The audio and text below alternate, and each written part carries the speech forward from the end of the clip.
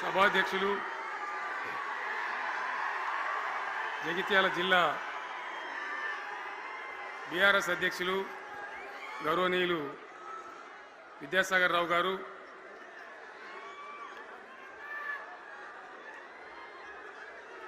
గౌరవనీయమైన తెలంగాణ శాసన మండలి ప్రతిపక్ష నాయకులు గౌరవనీయులు సిరికొండ మస్తూనాచారి గారు, శాసన మండలి సభ్యులు ఎల్ రమణ గారు, దేశపతి శ్రీనివాస్ గారు, శాసనసభ్యులు మాజీ మంత్రివర్యులు గంగుల కమలాకర్ గారు, కోరుట్ల ఎమ్మెల్యే డాక్టర్ సంజయ్ గారు, హుజురాబాద్ ఎమ్మెల్యే పాడి కౌశిక్ రెడ్డి గారు, జనగామ ఎమ్మెల్యే గౌరవనీయులు పల్లా రాజేశ్వర రెడ్డి గారు, ఇదే ప్రాంతానికి చెందిన మరో మాజీ మంత్రివర్యులు గౌరవనీయులు కొప్పుల ఈశ్వర్ గారు, పేర్లు చాలా ఉన్నాయి, తెల్లారితే చదవానంటే. వేదికను అలంకరించిన మాజీ ప్రజాప్రతినిధులు, మాజీ జడ్పీ చైర్మన్లు, స్థానిక సంస్థల ప్రజాప్రతినిధులు, అందరికీ నా నమస్కారం. ఇదే జగిత్యాలకు సంబంధించినటువంటి అలిశెట్టి ప్రభాకర్ అని ఒక కవి ఉండేవాడు. ఆయన ఒక మాట చెప్పిండు, చీకట్లో జడుసుకుంటే ఒక చెట్టే నీ చుట్టూరా అరణ్యమై భయపెడుతుంది, గుండె అంటూ కలిగి ఉంటే గుండె ధైర్యం ఉంటే నీ వెంట అదే పెద్ద సైన్యమై నిలుస్తుంది అని చెప్పిండు ఆయన. ఇలా నా కళ్ళ ముందున్నటువంటి మీరు, మీతో రెండింతలు బయట రోడ్ల మీద ఉన్నటువంటి అశేషమైనటువంటి జీవన్ రెడ్డి గారి అభిమానులు, మీ అందరి ఆశీర్వాదంతో ఈరోజు జీవన్ రెడ్డి గారి చేరిక కరెక్ట్గా, ఆయన గుండె ధైర్యం ఉన్నాడు కాబట్టి, ఉన్నట్టు నికాలస్గా మాట్లాడతాడు కాబట్టి ఇలా ఆయన నిర్ణయం తీసుకొని ఇంత పెద్ద సైన్యాన్ని తీసుకొని తెలంగాణ రాష్ట్ర భవిష్యత్ ప్రయోజనాల కోసం ఆయన బీఆర్ఎస్లో చేరిన విషయం మీ అందరికీ తెలుసు. ఆయన వెంట మీరందరూ వచ్చి, ఎవరైతే అందరూ ఈరోజు చేరినరో, ఇంకా రాని వాళ్ళు కూడా ఉన్నారో గ్రామాలలో పట్టణంలో, మీ అందరికీ ముఖ్యంగా జీవనన్న గారికి, ఆయన వెంట వచ్చినటువంటి ప్రతి పౌరుడికి, ప్రతి అన్నకు, ప్రతి తమ్ముడికి, ప్రతి చెల్లెకి కూడా పేరు పేరున బీఆర్ఎస్ రాష్ట్ర అధ్యక్షుడిగా నేను హృదయపూర్వకమైన స్వాగతం, సుస్వాగతం తెలియజేస్తా ఉన్నాను. జీవన్ రెడ్డి గారి గురించి నేను ఎక్కువ చెప్తే మాది మేమేదో డబ్బా కొట్టుకున్నట్టు అవుతుంది. ఎందుకంటే ఆయన గురించి మీ లోపల తెలియని వాళ్ళు ఎవరు లేరు ఇక్కడ. 40-45 సంవత్సరాల నుంచి మేము స్నేహితులం, చాలా దగ్గర మిత్రులం. వారు చెప్పిన వారి ఉపన్యాసంలో భిన్న రాజకీయ సిద్ధాంతాల వల్ల విడివిడిగా పనిచేసినాం, కానీ మా స్నేహితంలో ఎప్పుడు లోపం లేదు. చాలా చాలా బాధలు, మంచి చెడ్డ సుఖాలన్నీ కలిసి పంచుకునే వాళ్ళం, అభిప్రాయాలు కూడా కలిసి పంచుకునే వాళ్ళం. బాబు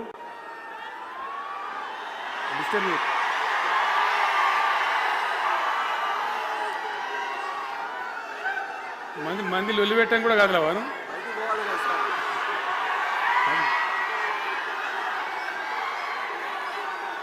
చాలా కలిసి పనిచేసినాం.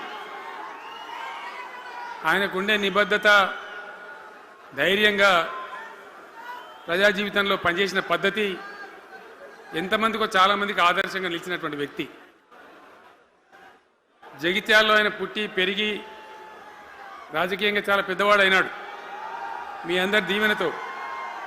కానీ ఒక జగిత్యాల్లోనే కాదు, ఆయనకు పాత కరీంనగర్ జిల్లా వ్యాప్తంగా, అట్లనే పొరుగున ఉన్నటువంటి అనేక జిల్లాలలో చాలామంది జీవన్ రెడ్డి గారి అభిమానులు ఉన్నారు.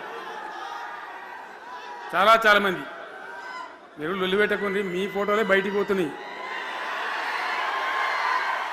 అది లైవ్ టెలికాస్ట్ ఉంది, దానిలో మీ బొమ్మలు టీవీలో కనబడుతున్నాయి మీ ఇంటికాడ. లొల్లి పెట్టకుంది ఇక సెట్ అయిందా?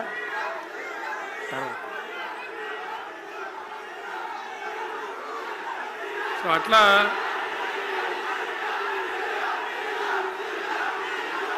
ప్లీజ్. చాలా విషయాలలో ఆయన ఎంతో మందికి ఆదర్శంగా నిలిచినాడు, పనిచేసినాడు. ఈ ప్రాంతం గురించి తన ప్రాణం పెట్టి పనిచేసినాడు. ఆయన మంత్రిగా ఉన్నా, ఇంకో హోదాలో ఉన్నా, ఎమ్మెల్యేగా ఉన్నా, ప్రతిపక్షంలో ఉన్నా తన ఏరియా అభివృద్ధిని ఏనాడు కూడా ఆయన విస్మరించలేదు. లేకపోతే అన్ని పర్యాయాలు మీరు ఎందుకు గెలిపించారు, ఎందుకంత గుండెల్లో పెట్టుకున్నారు? నేను ముఖ్యమంత్రి అయినా వారు ప్రజాప్రతినిధిగా కరీంనగర్లో జరిగినటువంటి సభకు వచ్చింది. అందరూ మాట్లాడిన చాలామంది, తాను మాట్లాడుతూ ఒకటే మాట కోరిండు, అయ్యాక బోర్నపల్లి అనే కాడ గోదావరి మీద ఒక బ్రిడ్జ్ అవసరం మాకు, అది కంపల్సరీ కావాలి అంటే నేను ఇక ఓదాలు బిదాలని మర్చిపోయి ఏంది జీవన్న మళ్ళీ చెప్పండి అంటే చెప్పిండు ఆయన. వెంటనే అక్కడి నుంచి ఆదేశాలు ఇచ్చి 70-80 కోట్ల రూపాయలు మంజూరు చేసి ఆ బ్రిడ్జి అప్పుడు కట్టించినాం. తన యొక్క నియోజకవర్గం పట్ల, తన ఏరియా పట్ల, తన పరిసర ప్రాంతాల ప్రజల పట్ల ఆయన కనపరిచిన ప్రేమ అదంతా కూడా చాలా అద్భుతం. అందుకే ఆయనకు అంత మంచి పేరు కూడా ఉంది. అది నాకంటే మీకు అందరికి బాగా తెలుసు. ఈ మధ్య వీళ్ళందరూ తయారైంది కదా, ఎవరు అంటే సర్వేలు చేసి ఇస్తారు. జీవన్ రెడ్డి గారు బీఆర్ఎస్లో చేరితే ఎట్లా ఉంటుంది ఏం కథ అని ఒక 2-3 వచ్చి సర్వేలు చేసింది. మీ నియోజకవర్గం కాదు, మీ నియోజకవర్గంలో ఆడం బాంబే పేలిపోయింది, దానిలో మాటనే లేదు. అసలు జగిత్యాల నియోజకవర్గం గురించి చర్చ లేదు. కానీ వాళ్ళు ఏం చెప్పినా సర్వే వాళ్ళు పక్కనున్న సొప్పదండి కావచ్చు, ధర్మపురి కావచ్చు, మేరిట్ల కొట్టుపల్లి కావచ్చు, ఇంకా చాలా కాన్స్టిట్యున్సీలు కావచ్చు, చాలా ప్రభావం ఉంటుంది జీవన్ రెడ్డి గారిది. ఒక అద్భుతమైనటువంటి దీంతో రాజకీయమైన ఇది వస్తుందని చెప్పి వాళ్ళు సర్వే చేసి చెప్పినారు. అది జీవన్ రెడ్డి గారికి ఉన్నటువంటి విశిష్టత. ఒక నియోజకవర్గానికో 10 మందికో కాకుండా తనకు ఏ హోదా లభించినా, ఏ హోదాలో పనిచేసినా చాలా బ్రహ్మాండంగా ఆయన ఇక్కడ ప్రాంతం కోసం తపన పడ్డాడు. ఒక ఉదాహరణ మీకు కనపడుతుంది. పేరు ప్రతిష్ట లేని వ్యక్తులు గ్రాడ్యుయేట్స్ కాన్స్టిట్యున్సీలో ఎమ్మెల్సీగా నిలబడితే గెలవరు. ఆయన శాసనసభ్యునిగా ఇక్కడ ఓటమి చెందినా ఇమ్మీడియట్గా మళ్ళీ ఎమ్మెల్సీగా పోటీ చేస్తే ఇక్కడ ఉండబడే విజ్ఞులందరూ కూడా బ్రహ్మాండంగా గెలిపించాను. ఎందుకు వాళ్ళు ఎందుకు అంటున్నా?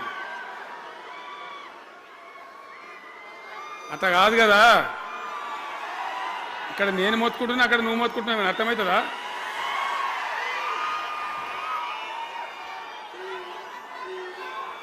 ఏయ్ ఆగవా బాబు, ఆగవాడు వెనక ఊరేటోడు మనోడేనా? విజయసారావు మనోడేనా? మోపాయిండి ఐడియా కూడా మనోడేనా? మన బుక్కుండా పెట్టు. ఇంత దూరం వచ్చి మనం ఇంత సభ పెట్టుకొని 4 విషయాలు ప్రజలకు చెప్పుకోవాలి కదా. మరి ఈ బట్టి అరుపులారిస్తే ఏం లాభం? సో అట్లా జీవన్ రెడ్డి గారు తన రాజకీయ ప్రస్థానాన్ని ఒక సమితి ప్రెసిడెంట్గా ప్రారంభించి ప్రజా సమస్యల మీద పోరాటం చేసి సివిల్ లిబర్టీస్లో కూడా అడ్వకేట్గా నాడు ఎంతోమందికి పౌర హక్కుల సంఘానికి కూడా మద్దతు ఇచ్చి అచ్చమైన నికార్సైనటువంటి ప్రజా కార్యకర్త నిరూపించుకొని అంచెలంచెలుగా ఎదిగి ఇంతకుముందే ఆయన చెప్పినట్టుగా అనేకమైనటువంటి పదవులు ఆయన చూసినాడు. పదవులైన కొత్త కాదు, బ్రహ్మాండంగా శాసనసభ్యుని గెలవడం, మంత్రి పదవులు అలంకరించడం, అనేక రంగాలలో అనేక రకాలుగా పనిచేయడం అంతా కూడా మీకు తెలుసు. నేను కొత్తగా చెప్పే అవసరం లేదు. నేను ఒక్కటే మాట మీకు మనవి చేస్తా ఉన్నా. జీవన్ రెడ్డి గారు నేను మొన్న కలిసినప్పుడు ఒక మాట అనుకున్నాం. మేము ఎట్లా ముందుకు పనిచేద్దాం ఏంది, మేమిద్దరం మూలకోలం అనుకొని ఒక కుటుంబంలో అన్నదమ్ములాగా పనిచేద్దామని చెప్పిన నేను. ఇంత ప్రేమగా అంటే మనం కుటుంబంలాగా ఈ పార్టీకి బ్రహ్మాండమైన ఒక పిల్లర్స్ లాగా పనిచేసి ముందుకు తీసుకొని పోదామని చెప్పి నేను చెప్పడం జరిగింది. ఈరోజు పార్టీలో వారు చేరిన వెంటనే చాలా బ్రహ్మాండమైనటువంటి మనకు ఒక ఊపు వస్తూ ఉంది. నేను జీవన్ రెడ్డి గారిని కోరుతా ఉన్నా, జగిత్యాల మందం కాదు, జగిత్యాల జిల్లా కాదు, పాత కరీంనగర్ జిల్లా కాదు, మీరు ఆదిలాబాద్ చూడాలి, నిజామాబాద్ చూడాలి, పరిసర జిల్లాలు చూడాలి. పార్టీ ప్రధాన కార్యదర్శిగా ఈ నిమిషం నుంచి నేను అపాయింట్ చేసుకుంటా ఉన్నాను. బ్రహ్మాండంగా ఈ ప్రాంతం అంతా కూడా మీ సేవలు అవసరం ఉన్నాయి పార్టీకి. అదే కాదు 600 ఏది ఏమైనా ఏమవుతుంది ఇడా 100% మళ్ళా బీఆర్ఎస్ గవర్నమెంట్ వస్తుంది. వస్తుందా? వస్తుందంటూ చేయలేవట్టుంది. ఒకసారి కెమెరాలు కడ దింపురా బాబు. వస్తుంది కదా. ఇవాళ జీవన్ రెడ్డి గారు పార్టీలో బాబు కౌశిక్ రెడ్డి రాగబట్టు వాళ్ళు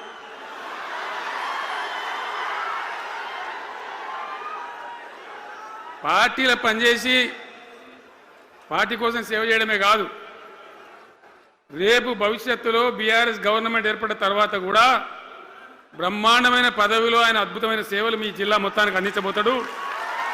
తెలంగాణ రాష్ట్రానికే ఆయన సేవలు అందించబోతాడు. ఇది నా మాట, కేసీఆర్ మాట అని నేను జగిత్యాల గడ్డ మీద చెప్తా ఉన్నా. నేను ఎక్కడన్నా మాట ఇచ్చినంటే తప్పలే. కాబట్టి జీవన్ రెడ్డి గారిని మీరు జగిత్యాల మందం మీరు యుద్ధం చేయాలి. యుద్ధం చేసానికి ఆయన ముఖాబిల మనిషే లేడీడా, మీరు సరిపోతారు. ఆయన నాకు అప్పచెప్పాల బయట పనిచేయడానికి. కరెక్టే కదా? అట్లే చేద్దామా? అట్లే ముందుకోదామా? జగిత్యాల యుద్ధం మీ వంతు, తెలంగాణ యుద్ధం మా వంతు. ఓకే కదా?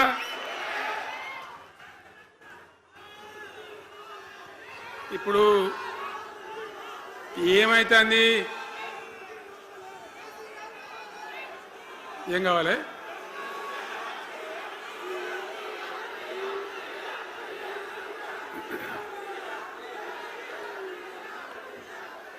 గింతే మనది మనం అనుకొని పోదాము. మరిగా బంద్ చేయండి బాబు. మీరు ముద్దుమంతులకు చెప్పండి వాళ్ళకు. తెలంగాణ చాలా భయంకరమైన పరిస్థితులలో ఉండే. దుఃఖం వచ్చేది, ఏడుపు వచ్చేది. ఎమ్మెల్యేలుగా ఉన్నా ఏం చేయలేని పరిస్థితి. ఆగమాగం అడివేడివి కదా. ఎట్లా ఉండే తెలంగాణ మనం చూడలేదా? తెలంగాణ రాకముందు ఎంత భయంకరమైనటువంటి బాధలుండే, ఎంత కష్టం ఉండే. ఎవడన్నా తెలంగాణని మాట్లాడేవాడు ఉండనా? అసెంబ్లీలో అక్కడిక్కడ కాదు, అసెంబ్లీలో కూడా ఒక ఆయన పాపం ప్రణయ్ భాస్కర్ అని వరంగల్ ఎమ్మెల్యే ఉండే. ఏదో విషయంలో ఆయన మాట్లాడబోతే, తెలంగాణని మాట్లాడబోతే తెలంగాణ జాంతానే మాట్లాడదా, ఏది అసెంబ్లీలో తెలంగాణ అనద్దు అని నిషేధం. అంత భయంకరమైన వివక్ష, అంత భయంకరమైన దాడి. మన భాష మీద దాడి, మన బతుకు మీద దాడి, మన నీళ్ళ మీద దాడి, మన ఉద్యోగాల మీద, మన వనరుల మీద, మన ఆస్తుల మీద మొత్తం దోపిడీ చేయడం తప్ప ఇక్కడి ప్రజలను బికారీలాగా వదిలిపెట్టినారు. రైతాంగం ఆగమాగం అయిపోయి చెట్టుకోలు గుట్టకోలు అయిపోయి. ఇంత ఎస్ఆర్ఎస్పి కాలువ ఉన్నటువంటి మెట్టిపల్లి, జగిత్యాల, సొప్పదండి ఇట్లాంటి ప్రాంతాల నుంచి కూడా దుబాయ్కి, బొంబాయికి వలసలు. పాలమూరు జిల్లా అయితే భయంకరమైన వలసలు. ఎంతకు పోయింది తెలంగాణ అంటే, కొన్ని పార్టీలు సరే వాళ్ళు చేసింది మంచిదా చెడ్డదా పక్కకు పెడితే దుఃఖం వచ్చేది, బాధ కలిగేది, ఆవేశం రగిలేది. మహబూబ్ నగర్ జిల్లాలో 100కి 90 మంది యువకులు వలస. బతకానంటే బతకపోవాలి, ఆడ బతుకు లేదు. ఉన్న ముసలోళ్ళకు, ముడిగోళ్ళకి ఇంత డబ్బులు వాళ్ళు పంపిస్తే కంట్రోల్ బియ్యం కొనుక్కొని తిని బతకాలి. అందులో కొంతమందికి అందకపోతే కొన్ని పార్టీల వాళ్ళు మేమేదో గొప్పతనం చేసామన్నట్టు గంజి కేంద్రాలు పెట్టేది. గంజి కేంద్రాలు గుండెలు రగిలి, నా తెలంగాణ గంజి కేంద్రాలు అంటే ఎవడో గంజి పోతే బతకాలన్నట్టు అంత అధ్వాన స్థితికి తెలంగాణ దిగజార్చిండ్రు. అది కాంగ్రెస్ ప్రభుత్వం కావచ్చు, టీడీపీ ప్రభుత్వం కావచ్చు. తీయటి పుల్లటి మాటలు చెప్పుడు తప్ప కష్కెట్ నీళ్ళు తెచ్చియలే, మంచినీళ్ళు ఇయ్యలే, కడుపు నిండా కరెంట్ ఇయ్యలే, ఏది లేదు. అంత పట్టిదే గ్యాస్. మాట్లాడు చెప్పుడు మోసం చేసి పోవుడు. మనం గొర్రెల్లాగా మన దగ్గర అడిగే నాయకులు లేడు, నిలదీసేవాళ్ళు లేడు, అందరు కట్టుబానిసలు అయిపోయారు. ఆ పరిస్థితులలో మూనిగే నక్క మీద తాటికాయ పడ్డట్టు ఆనాడున్న ముఖ్యమంత్రి చంద్రబాబు నాయుడు కరెంటు ఛార్జీలు పెంచాడు, భయంకరంగా పెంచాడు. తెల్లారి నేను ఒక ఉత్తరం రాసిన, నీ కరెంటు ఛార్జీల పెంపుదల వాపసు తీసుకో, లేకపోతే ఈ సమైక్య రాష్ట్రంలో మాకు న్యాయం జరగదని నేను ఉద్యమానికి పోవాల్సి వస్తుంది, తెలంగాణ కోసం కొట్లాడాల్సి వస్తుందని చెప్పి రాసిన. ఆయన తీసుకోలే. కొంతమంది రైతులు పాపం పోరాటానికి వచ్చింది. మీరు కొత్త వాళ్ళు చూడకపోవచ్చు, కానీ చాలా పాత వాళ్ళకి తెలుసు. పోరాటానికి హైదరాబాద్కి వస్తే నిరసన తెలపడానికి పట్టబగలు 11:30 గంటలకు బషీర్ బాగులో ఇష్టమున్నట్టు విచ్చలవిడి కాల్పులు జరిపి చంపేస్తే 3 రైతులు అక్కడికక్కడనే ప్రాణాలకి చచ్చిపోయారు. ఆ తర్వాత నిర్ణయం తీసుకునేవిగా ఇక లాభం లేదు, ఎదురు తిరిగితే కూడా వీళ్ళు కాల్చి చంపుతున్నారు, జెండా ఎత్తడం ఒకటే తప్ప మార్గం లేదని చెప్పి ఆనాడు నేను తెలంగాణ ఉద్యమానికి శ్రీకారం చుట్టాను. ఎంబడ ఎవడు వచ్చినా సరే రాకున్నా సరే ప్రజలున్నారు, యువకులున్నారు, చూసుకుందాం దేకలేం అని చెప్పి బయలుదేరితే ఎక్కిరిచుడు, ఏ వీడు పక్క పేదవాడు కేసీఆర్ గారు ఎవడో బొడి చేసి చంపేస్తాం అని ఒకడు మాట్లాడు, ఇది మగల పుట్టింది పుబ్బల పోతుంది ఇంకోడు మాట్లాడు, యాడికెళ్ళైతే హైదరాబాద్ తెలంగాణ వీడు దుకాణం పెట్టినది ఇంకోడు అనడు, నానా రకాలుగా అవమానపరిచేటువంటి మాటలు మాట్లాడు. కానీ మొక్కవం ధైర్యంతో చిత్తశుద్ధితో బయలుదేరి పోరాటం చేస్తాం. ప్రజలు జమైతా పోయిను. మీ అందరికి తెలుసు, ఇదే జగిత్యాలకు నేను ఎన్నోసార్లు వచ్చిన, కోరుట్లకు ఎన్నోసార్లు వచ్చిన, చొప్పదండికి ఎన్నోసార్లు వచ్చినా తిరగని ఊరే లేదు, తిరగని మండలాలు లేవు. అట్లా పక్షిలాగా మొత్తం తెలంగాణ తిరిగి విశ్వ ప్రయత్నం చేస్తే ఒక పెద్ద ఉద్యమ కెరటం తయారైన తర్వాత మేము కూడా తయారుపై మేము ఇస్తాం తెలంగాణ అని కాంగ్రెస్ పార్టీ మొదలుపెడితే సరే మంచి మాటగా ఎవడైతే ఇస్తే ఎవడైతే కావాలి తెలంగాణ ఎవరితేంది అనే పద్ధతితో కాంగ్రెస్తో జట్టు కట్టినాం, గెలిచినాం. అమాంతంగా నేను తెలంగాణ లేవట్టుకపోయి ఢిల్లీలో పెట్టాం. రాష్ట్రపతి ప్రసంగంలో వచ్చింది, కామన్ మినిమం ప్రోగ్రాంలో వచ్చింది, ఒక దశకు వచ్చింది. కానీ తర్వాత కాంగ్రెస్ పార్టీ కూడా వెనుకకు పోయి ఎగబెట్టే ప్రయత్నం చేసింది. అప్పుడు రోషియా అని ఒక ఆయన ముఖ్యమంత్రి ఉండే, ఆ రోషియా 14F అని ఒకటి తీసుకొని వచ్చాడు. హైదరాబాద్ సిటీలో మనోళ్ళకి ఇక పోలీసు ఉద్యోగం సెప్రాస్ ఉద్యోగం కూడా దొరకదు. అప్పుడు నాకు తిక్కరేగిందిగా, నేను బతికుండగానే ఉద్యమం నాటిపోయిన నాయకుని నేను బతికుండగానే ఇక వీళ్ళు ఇట్లా F-15 E-15 R-15 తెస్తే ఇంకేం మిగులుతుంది, సావో రేవో తేల్చుకోవాలని చెప్పి ఆ రోజు నేను శపథం కట్టిన. ఉద్యోగ గర్జన చేసి సిద్దిపేటలో కేసీఆర్ సచ్చుడో తెలంగాణ వచ్చుడో, ఈ తల్లి ఆందకనే మంచిగా దేకలేంగా అని చెప్పి ఆ శపథం చేసి ఆనాడు ఆమరణ నిరాహార దీక్షకు బయలుదేరితే మొత్తం తెలంగాణ అల్లకల్లోలమైంది. మీరు కూడా ఎక్కడోన్లు అక్కడ వందల వేల గ్రామాలలో టెంట్లు లులులు, పార్లమెంట్లో అల్లకల్లోలం, ప్రజలంతా గందరగోళం చేస్తే అప్పుడు ఒక ప్రకటన ఇచ్చింది. చిదంబరం అంటే ఆయన వచ్చి హోంమంత్రి, తెలంగాణ ఏర్పాటు చేస్తామని నువ్వు దీక్ష బంద్ చేయి. నమ్ముతాం కదా, కేంద్ర హోంమంత్రి చెప్పినాక మరి నమ్మాలి కదా. దీక్ష బంద్ చేసినాం. తెల్లారి ఆంధ్రోలు మొత్తం రాజీనామాలు డ్రామా. 3వ రోజుకి మళ్ళీ వెనక్కి వెళ్ళిపోయింది. మళ్ళీ అప్పుడు జేఏసీ తయారు చేసి అన్ని పార్టీలను పెట్టి నానా తంటాలు పడి మళ్ళొక 3.5 ఏళ్ళు భయంకరంగా కొట్లాడితే మీరందరూ ఎక్కడి వాళ్ళు అక్కడ ఆశీర్వచనం ఇస్తే మీ ప్రేరణతోని మీ స్ఫూర్తితోని చివరికి తెలంగాణ రాష్ట్రం వచ్చింది కదా. వచ్చిన తర్వాత మీరేం చేసినారు, దీని మంచో చెడనో చూసే బాధ్యత నీకే అని చెప్పి నాకు అప్పచెప్పి పని మొదలు పెట్టాలి. ఎట్లా కొత్త కుండలో ఈగదు వచ్చినట్టు, దీని ఆర్థికం తెలియదు, కథ తెలియదు, చాలా చాలా కష్టమైనటువంటి క్లిష్టమైన పరిస్థితి, అంత అలకటి పని కాదు. ఏం చేయాలా, ఎక్కడికక్కడ పెద్ద భయంకరమైనటువంటి బాధ, చాలా ఇబ్బంది. ఇదే జిల్లాల చాటిపల్లి ఉంటుంది, చొప్పదండి మండలంలో జిఆర్ రెడ్డి గారు అని చెప్పి పెద్ద ఆర్థిక శాస్త్రవేత్త. ఆయన బీహార్లో పనిచేస్తూ ఉండే. నేనే స్వయంగా జిఆర్ రెడ్డి గారికి ఫోన్ చేసి, అన్న మన సొంత రాష్ట్రం వచ్చింది, మనం బాగు చేసుకోవాలి, మీరు రావాలి అని పిలిపించుకొని అట్లాంటి వాళ్ళందరినీ సమూహపరచుకొని ఒక ఎజెండా వేసుకొని బయలుదేరి. అంతకుముందు సమైక్య రాష్ట్రంలో మొత్తం తెలంగాణ చెరువులు నాశనం చేసింది. కాకతీయ రాజులు తవ్వించిన చెరువులు ఉండే మనకు బ్రహ్మాండంగా ఒక 75-80 వేల చెరువులు ఉండే. ఆంధ్ర పాలకుల సమైక్య పాలనలో మొత్తం నాశనం పట్టేసింది. కబ్జాలు పెట్టిండ్రు, నాశనం పట్టిండ్రు. చివరికి 40-44 వేల చెరువులు ఉండే. ఎక్కడ మొదలు పెట్టాలి, ఎవరి పేరు పెడితే బరకత అవుతుంది అని ఆలోచించి ఏ కాకతీయ రాజులైతే మనకు అన్నం పెట్టినరో వాళ్ళ పేరుతో ఇది బాగా చేయాలని చెప్పి మన మొట్టమొదటి కార్యక్రమం మిషన్ కాకతీయ. ఎందుకు మిషన్ కాకతీయ? ఆ చెరువుల దరిద్రం వదిలిస్తే, వాటిని బందోబస్తు చేస్తే, వాటిలో నీటి నిల్వ సామర్థ్యం పెరిగితే గ్రౌండ్ వాటర్ పెరుగుతుంది, బోర్లు బాగా నీళ్ళు వస్తాయి. కాబట్టి అక్కడి నుంచి ప్రారంభించి చేసినాం. అది కూడా తెలంగాణ ప్రజలు, రైతులు ఒక ఉద్యమంలాగానే చేసింది.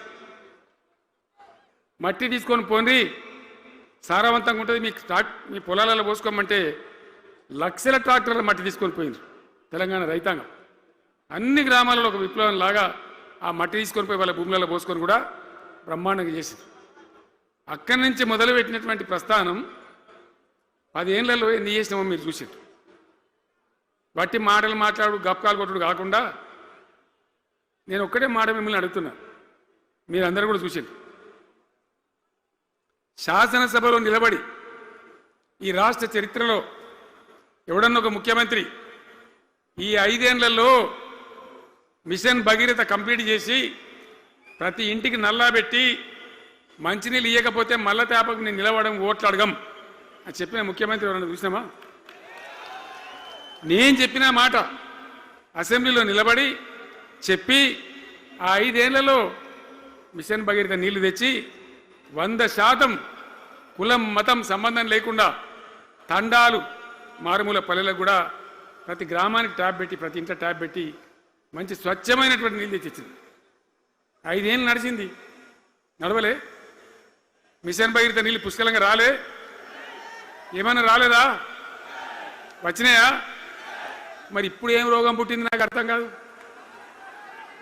ఇప్పుడు ఎందుకు గుంటుతుంది అది? ఎందుకు నీళ్ళు ఎత్తలేవు? వస్తున్నాయా ఇప్పుడు? మరి ఏం చేయాలా? లాగులు వలిగేదాకా చంపాలే. మంచి మాట కాకపోతే ఏం చేస్తారు? మంచిగా కట్నే ఇల్లు పెట్టిపోయి కదా, 5 ఏళ్ళు నడిచింది కదా, మరి మీకేం బీమారీ వచ్చింది నాకు అర్థం కాదు. ఇంతింత పొడుగు మాటలు మాట్లాడుతుందా? అడ్డం పొడుగు మాట్లాడుతుందా? పొద్దున్న లేతే కేసీఆర్ చావాలి, నువ్వు 1000 జన్మలు ఇచ్చినా నేను చావా నాకు కూడా అనుకుంటున్నావు.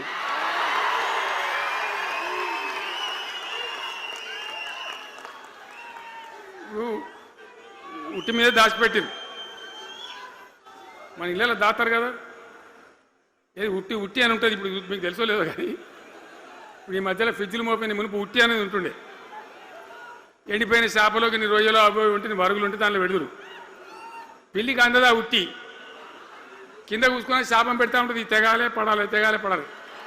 పిల్లి శాపానికి ఉట్టి తెగుతుందా?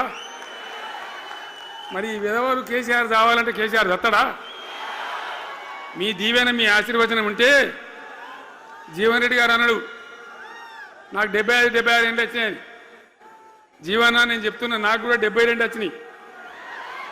నీ వెనకనే నేను కూడా లైన్లోనే ఉన్నా. నేను ఒక్కటే మాట చెప్తున్నా, ఇక మా దేశభా శ్రీనివాస్ ఏమో నాకు ఇంత పెద్ద కట్ట రాసి ఇచ్చాడు, నువ్వు మాట్లాడాలి ఇవన్నీ అని. అవన్నీ కాదు. ఇక్కడ దరిద్రం పోయేదాకా, ఇక్కడ టాప్ టు బాటం అన్ని వర్గాల ప్రజలు ఇది మా తెలంగాణ, మేము గర్వంగా బతుకుతాం, సంతోషంగా బతుకుతాం, అన్ని వర్గాల ప్రజలు తలెత్తుకొని వచ్చేదాకా మనం సేవ చేయాల్సిందే, చివరి శ్వాస దాకా కూడా చేయాల్సిందే. తప్పనే తప్పదు. బ్రహ్మాండంగా ముందుకు తీసుకొని పోవాలి. మీరు కూడా నాకు 75-76 వచ్చింది కాదు, ఇవాళ మీరు 50-25 ఏళ్ళు తగ్గిపోయింది మీ వయసు. అంత యువకునిలాగా అంత ఉత్సాహంగా ముందుకు దూసుకొని పోదాం. తెలంగాణ ఎట్లా మంచి దాని సంగతి చూద్దాం. ఇప్పుడు అన్నీ ఒక పొదరిల్లాగా చేసినాం. కరెంటు చక్కగా ఉండేనా కేసీఆర్ రాకముందు? కరెంటు ఉండేనా? కేసీఆర్ ఉన్న రోజులు మంచిగా ఉండేనా? మరి మళ్ళీ ఇప్పుడు ఏం రోగం వచ్చే, ఏం బీమారు వచ్చే? కరెంటు కాకెత్తుకొని పోయిందా? ఆనాడు 7,000 మెగావాట్లుంటే ఒక ఏడాది లోపల మంచిగా చేసి 24 గంటల కరెంట్ ఇచ్చినాం, ఒక క్షణం కూడా పోకుండా. ఎప్పుడైనా రిపేర్ అవుతుంది తప్ప, టెక్నికల్ ప్రాబ్లం అవుతుంది తప్ప పోకపోతుండే. అంత మంచి పవర్ సప్లై చేసినాం.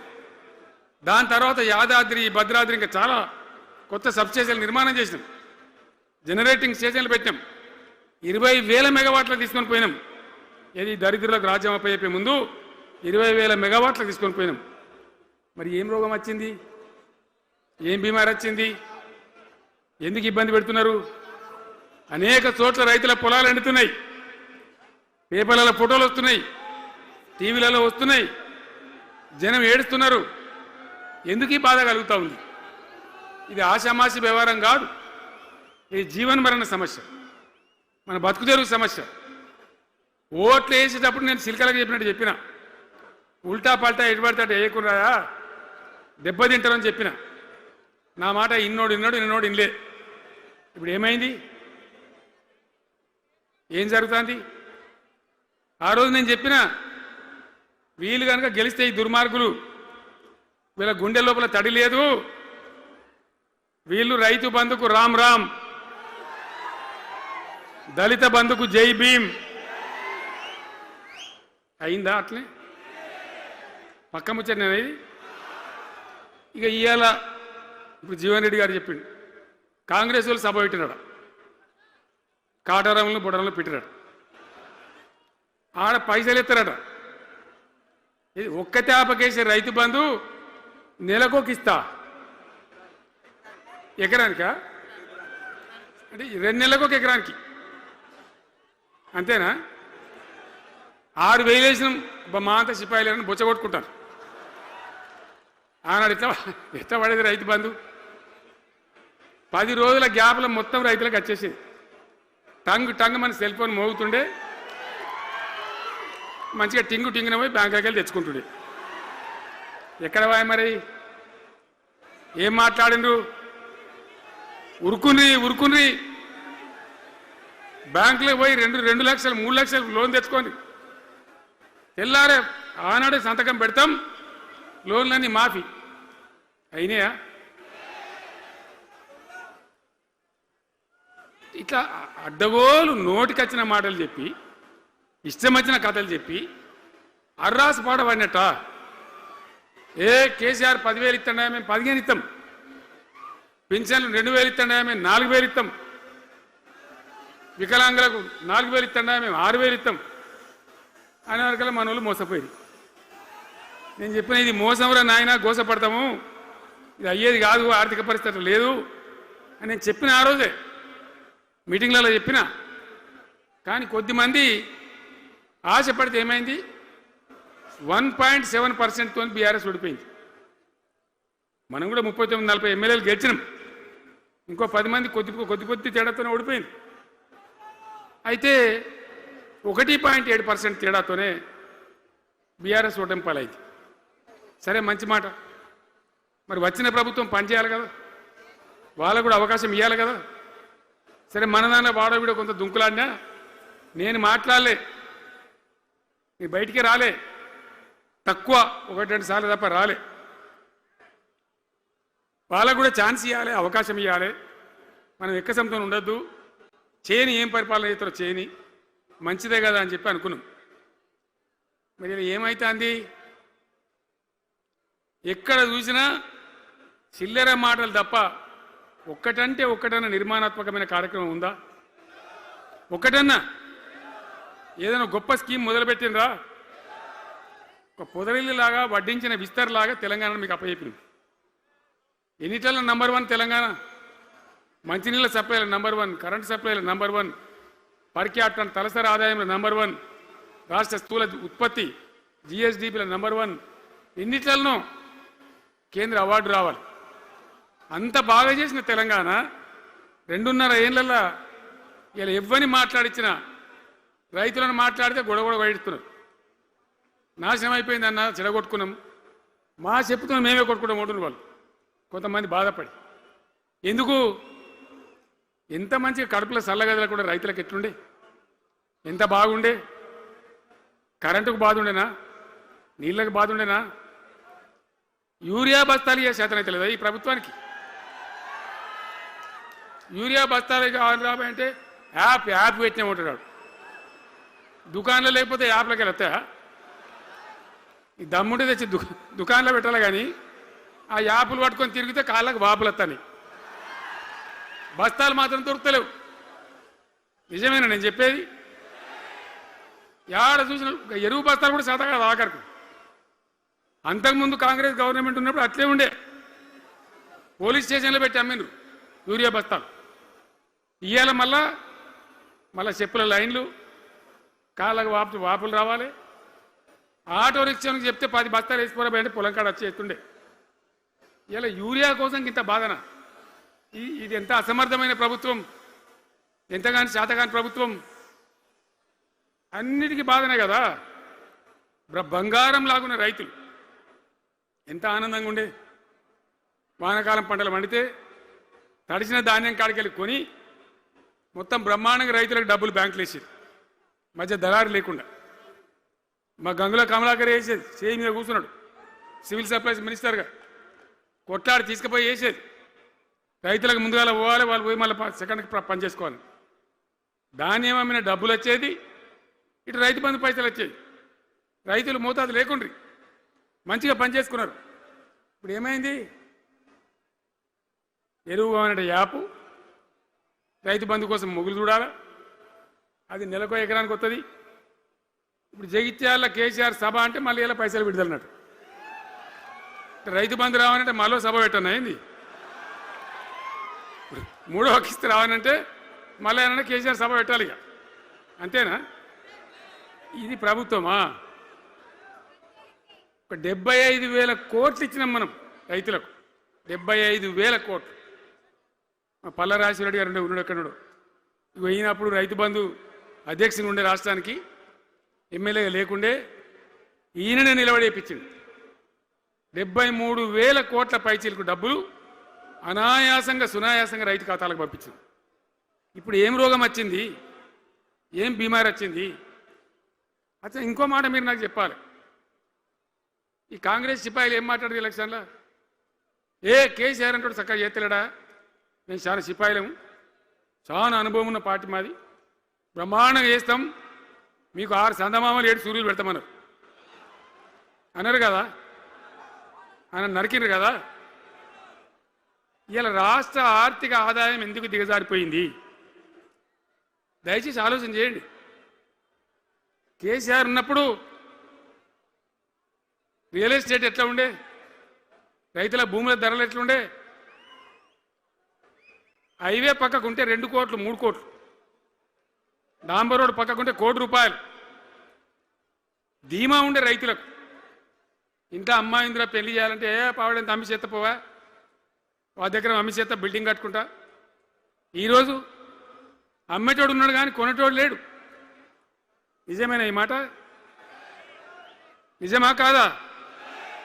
ఏమైంది మరి? ఏం రోగం వచ్చింది? రాష్ట్రంలో ఏ వాళ్ళు మాట్లాడించినా, ఎవరిని అడిగినా ఇదే బాధ. ఈ విధంగా రైతుల భూముల ధరలు పడిపోయినాయి, రాష్ట్ర ఆర్థిక పరిస్థితి పడిపోయింది, మంచినీళ్ళకు గోసపడాలి, రైతాంగం అన్నిటికి గోసపడాలి. ఇవాళ మక్కలండి, మక్కలు వచ్చినాయి, పెడితే కొంటమని చెప్పారు, కొనకపోతే కొనమని చెప్పారు. ఈ శాతకాని దొంగతనం ఎందుకు? లోపల అధికారులకేమో కొనకూడదని చెప్తుంది, మీది కొంటమని చెప్తుంది. మక్కలు కొనే ధీమా ఉందా? ఇవాళ కొంటుండ్రా? వడ్లు కొంటుండ్రా? కొనకపోగా మళ్ళీ ఇంకా బోనస్ ఇస్తామని ఒక బోగస్ మాట. ఎవరికైనా నచ్చిందా? బోనస్ వస్తుందా? వాటిదే బోనస్, అంత బోగస్. ఈ విధంగా పంట వేసిన కాడి నుంచి పంట కొనుగోలు దాకా బీఆర్ఎస్ ప్రభుత్వం నిలబడ్డది, రైతులకు తోడుగా నిలబడ్డది, రైతులను ఆదుకున్నది. ధాన్యం తడిసిపోతే కూడా కొన్నది. కానీ ఇలా రైతాంగం అంతా ఆగమాగం. రైతు బంధు ఎప్పుడవుతుందో తెలియదు, ధాన్యం కొనరో తెలియదు, కొంటే పైసలు తొందరగా వస్తాయో రావో తెలియదు. చాలా సతమతమవుతున్నారు. రైతులను మాట్లాడితే చాలా తప్పు చేసుకున్నాం సార్, పొరపాటు అయిపోయింది అని బాధపడుతున్నారు.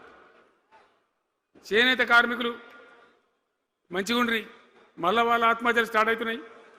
వాళ్ళకి ఇచ్చే ఆర్డర్లన్నీ బంద్ చేసిండ్రు. ఇంకెవరికి వస్తారట కమిషన్ల కోసం, అది వాళ్ళని అవస్థ పెడతా ఉన్నారు. ఉద్యోగులు ఆనాడు మనం 72% ఇచ్చినాం. వాళ్ళు తెలంగాణ ఉద్యమంలో పనిచేశారు కాబట్టి టీఎన్జిఓ అంటోళ్ళు సమైక్య రాష్ట్రంలో కూడా వాళ్ళ ఉనికి పొడగొట్టుకోలే. టీఎన్జిఓగానే ఉన్నారు తెలంగాణ ఎన్జిఓలుగా. కాబట్టి వాళ్ళని గౌరవించి గుర్తించి బ్రహ్మాండంగా 72% పిఆర్సీ ఇచ్చినాం. ఇలా 7 రూపాయలని ఇచ్చిండ్రా, 7% అని ఇచ్చిండ్రా. ఏమైంది? ఏం బీమారైంది? ఎంతమందిని మోసం చేస్తారు? ఆఖరికి వస్తే పరిస్థితి ఏంది? ఇలా రాష్ట్రంలో రిటైర్డ్ ఉద్యోగస్తులకు కూడా వాళ్ళకి రావాల్సిన బకాయి, వాళ్ళు దాచుకున్న డబ్బులు వీళ్ళు ఇచ్చే మెహర్బానేం లేదు, ఆ డబ్బులు కూడా ఇచ్చే పరిస్థితి లేదు. ఆటో రిక్షా కార్మికులు మాట్లాడితే అన్న ఈరోజు పనికి మాలిన ఫ్రీ బస్సు పెట్టినారు, మా పొట్ట కొడుతున్నారు, మేము నాశనం అయిపోయినారు, వాళ్ళు ఏడుస్తూ ఉన్నారు. పిల్లలకు అది నేమ్ పెట్టలే. ఆయన కాంగ్రెస్ ముఖ్యమంత్రి అయినా రాజశేఖర రెడ్డి గారిని అప్పుడు పెట్టిండు. ఇది ఫీజు రియంబర్స్మెంట్ అనే స్కీమ్, మంచి లాభం జరిగింది. నేను దాన్ని కొనసాగించిన. ఇలా మొత్తం బీసీలకు ఎస్సీలకు పిల్లలందరికీ ఫీజు రియంబర్స్మెంట్ రాక 10-12 వేల కోట్ల బకాయిలు పెడితే వాళ్ళు ఆగం, వాళ్ళు రోడ్డున పడరు. కోర్టుకు పోతే పిల్లల దగ్గర వసూలు చేసుకొని చెప్పి కోర్టులు చెప్తా ఉన్నాయి. వాళ్ళ గతి ఏం కావాలి? ఇప్పుడు ఎవరిని కదిలిచ్చినా ఈ రాష్ట్రంలో, ఎవరిని మాట్లాడించినా, ఒక విద్యార్థిని మాట్లాడినా, ఒక రిటైర్డ్ అయిన ఉద్యోగిని మాట్లాడినా, పనిచేస్తున్న ఉద్యోగిని మాట్లాడినా, రైతాంగంతో మాట్లాడినా ప్రతి వాడు అసంతృప్తి, ఒక బాధ, మాకేదో అన్యాయం జరిగినటువంటి పరిస్థితిలో మాట్లాడుతూ ఉన్నారు. పిల్లల పాపం చదువుకునే వాళ్ళు ఉంటే వాళ్ళకి విదేశాల్లో సీట్లు వస్తే 20 లక్షల రూపాయలు ఇచ్చాం. అంబేద్కర్ పేరు మీద, జ్యోతిబా పూలే పేరు మీద ఎస్సీ పిల్లలకు, బీసీ పిల్లలకు, ఓసీలలో కూడా నిరుపేదలకు ఇచ్చినాం.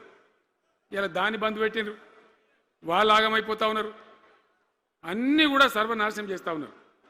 అన్ని స్కామ్లు, కుంభకోణాలు, భూ కబ్జాలు. పొద్దున్న లేస్తే పేపర్ తిప్పితే బాధ కలిగేటువంటి పరిస్థితులు.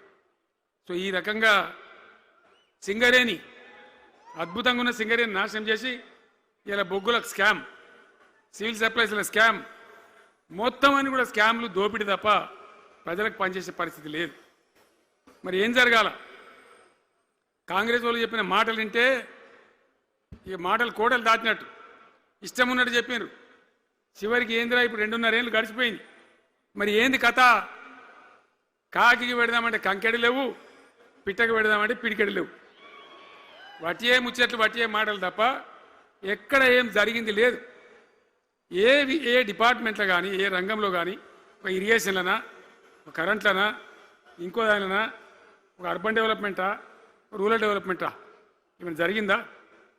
ఆనాడు మన పల్లెలు బాగు చేసుకోవాలని చెప్పి దేశంలోనే ఎక్కడ లేని విధంగా పల్లె ప్రగతి కార్యక్రమాలు చేసినాం. ప్రతి ఊరికి అన్నేళ్ళ తెలుగుదేశం కాంగ్రెస్ గవర్నమెంట్లు ఉంటే చచ్చిపోతే ఏడగాలేసుకోవడం జాగ కూడా చూపించలే. ప్రతి గ్రామానికి ఆనాడు మనం వైకుంఠ ధామాలు కట్టినాం. ప్రతి గ్రామంలో క్రీడా ప్రాంగణాలు కట్టినాం. ప్రతి గ్రామంలో నర్సరీలు పెట్టినాం. ప్రతి గ్రామంలో పల్లె ప్రకృతి వనాలు పెట్టినాం. ప్రతి గ్రామ పంచాయతీకి ట్రాక్టర్ ఇప్పించినాం. ఆనాడు చెత్త తీసేది, ఇలా పనిచేస్తున్నాయి ట్రాక్టర్లు. ఊళ్ళలో ట్రాక్టర్లు పనిచేస్తున్నాయన్నా, మూలకు పడ్డాయి, డీజిల్ పోసే దిక్కులేదు. ఏం చేయాలి? పల్లె ప్రకృతి వనం పెడితే దాన్ని నీళ్ళు పోసే దిక్కులేదు. ఏం రోగం వచ్చింది? ఏం బాధ? డీజిల్ లేదా? ఆ తెలివి కూడా లేదా? ఆ రోజు నేను చెప్పిన ఆర్థిక శాఖ కార్యదర్శిని పిలిచి అవసరమైతే ఎమ్మెల్యేల జీతాలు బంద్ పెట్టుండ్రు కానీ గ్రామ పంచాయతీల డబ్బులు మాత్రం విడుదల చేయండి అని చెప్పినండి. అంత టెన్షన్గా డబ్బులు పంపించేది, కార్యక్రమాలు జరిగేది, గ్రామాలు మంచిగా ఉండేది. అది నాశనం పట్టిండ్రు. మున్సిపాలిటీలు అయితే మురిక్కుపాలు అయిపోయినాయి. మరి ఏం చక్కగా ఉన్నట్టు? ఏం బాగున్నదన్నా?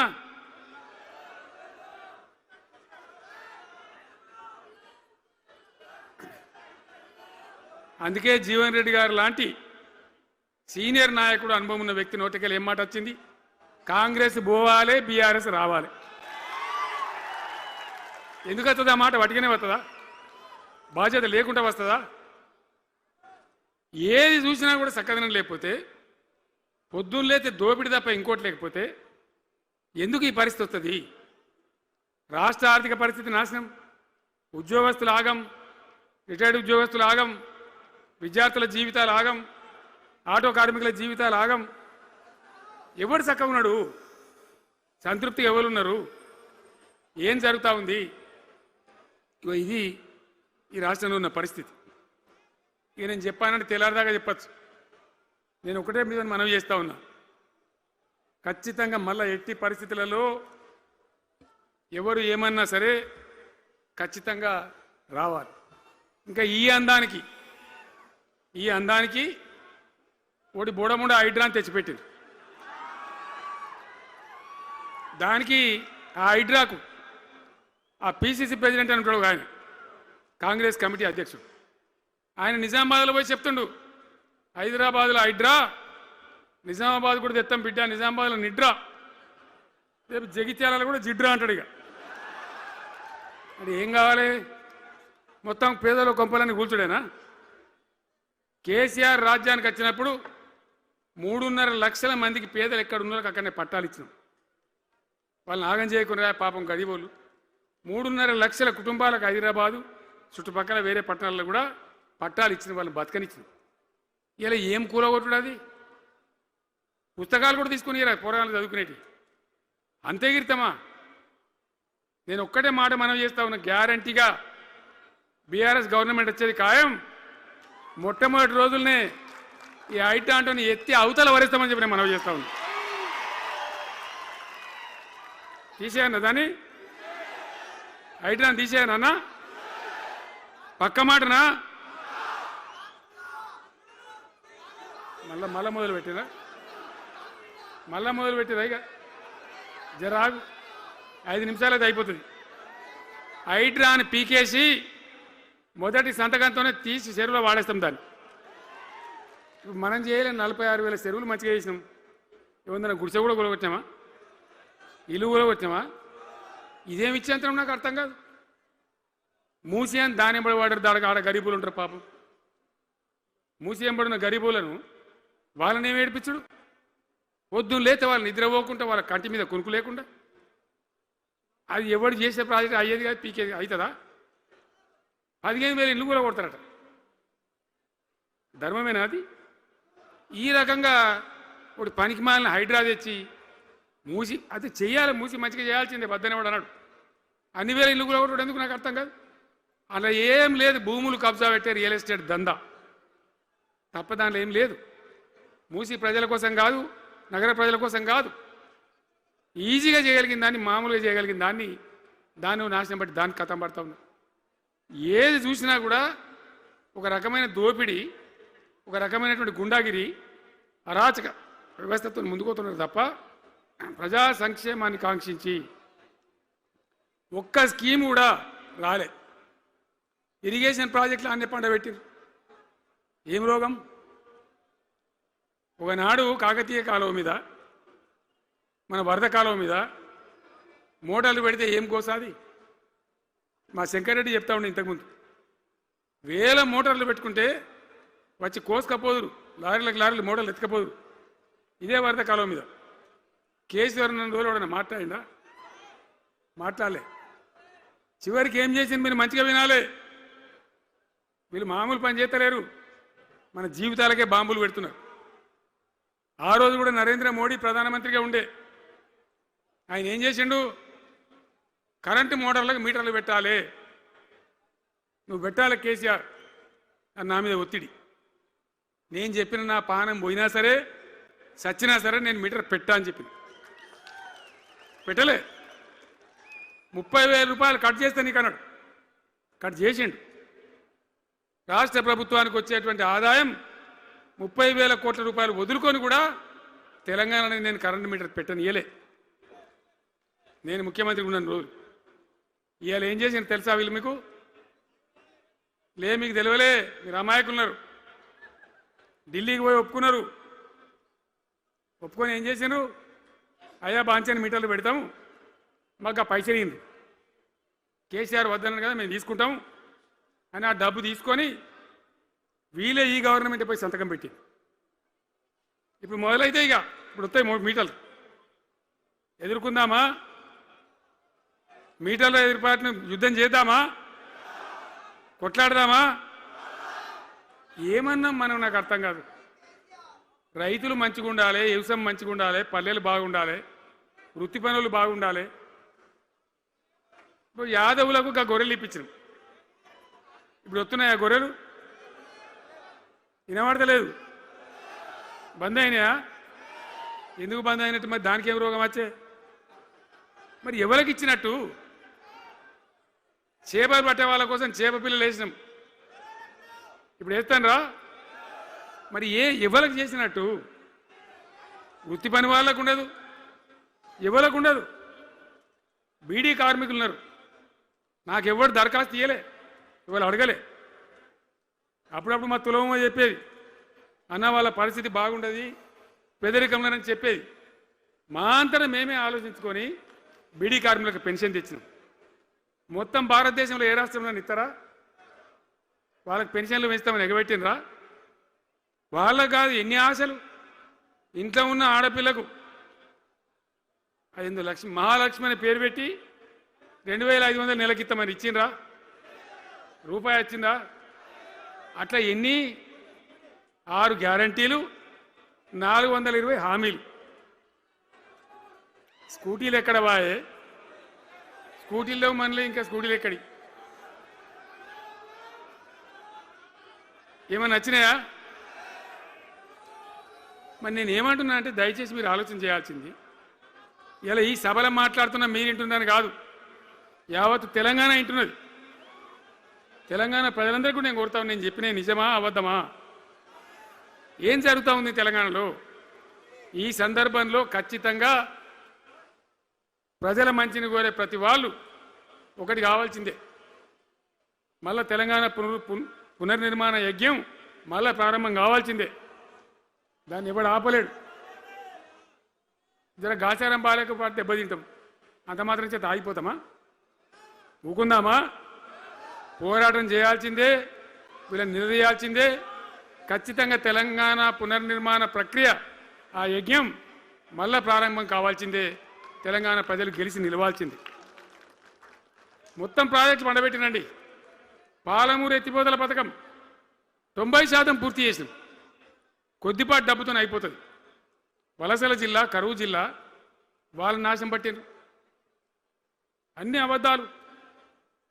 ఒక్కటి కూడా ఒక క్రియాన్వితమైనటువంటి ప్రజలకు పనికొచ్చేటువంటి ఏ రకమైన నిర్మాణాత్మక పని లేకపోగా కూల్చివేతలు, కాల్చివేతలు, పోలీస్ దాడులు, ఎవడన్నా ఎదురుగా మాట్లాడతామని పట్టుకపోవడు. ఇది రాజకీయమా? ఈ రకమైన కథన? దయచేసి మీ అందరితోని నేను కోరేది ఒకటే, చాలా సంతోషం. నేను జగిత్యాలకు వచ్చిన సందర్భంలో జీవన్ రెడ్డి గారు వెంట మీరు తండోపతండాలుగా తరలి వచ్చాను. సభలో ఉన్నదానికంటే బయట చాలా ఎక్కువ మంది ఉన్నారు. మేము రాగా చూసినాం, తోవలో చాలా చీరి చేస్తూ ఉన్నారు. మీరు వచ్చిండ్రు, మీ అందరికీ మళ్ళొక్కసారి నేను స్వాగతం చెప్తా ఉన్నా. జీవనన్నతో పాటు బ్రహ్మాండంగా పనిచేద్దాం, ముందుకు పోదాం. ఈ జగిత్యాల జైత్ర యాత్రనే మళ్ళీ మన రాజకీయ శక్తుల పునరేకీకరణ చేసుకుంటూ మనం విజయం సాధించే వైపుగా పోవాలి. తప్పక విజయం సాధించాలి. తెలంగాణ పునర్నిర్మాణ యజ్ఞం పునఃప్రారంభం కావాలి. ముందుకు పోయి మనం విజయం సాధించాలని కోరుకుంటూ మీ అందరికీ కూడా పేరు పేరున ప్రతి ఒక్కరికి ధన్యవాదాలు తెలియజేస్తూ నేను సెలవు తీసుకుంటా ఉన్నా. జై తెలంగాణ, జై తెలంగాణ. సలవడని గట్టిగా చెప్పాలి. జై తెలంగాణ, జై తెలంగాణ. ధన్యవాదాలు.